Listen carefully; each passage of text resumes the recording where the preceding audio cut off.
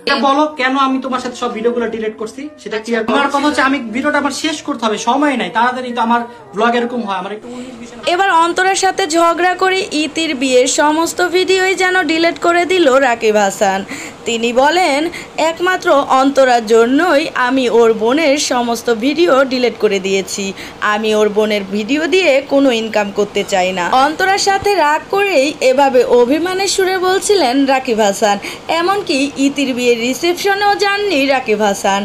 এমন কি হয়ে গেল যে ইতির বিয়ের রিসেপশনে গেল না রাকিব হাসান, এমনকি রাকিব হাসানের পরিবারের কোনো সদস্য। ইতির রিসেপশনে একমাত্র অন্তরাই গিয়েছিলেন, রাকিব হাসান কিন্তু যাননি। কিন্তু অন্তরা সেটা বুঝতে দেয়নি যে ওদের মধ্যে কোনো ঝামেলা হয়েছে। তোমাদের ম্যারেজ লাইফ কেমন যাচ্ছে? মাত্র তো একদিন হলো।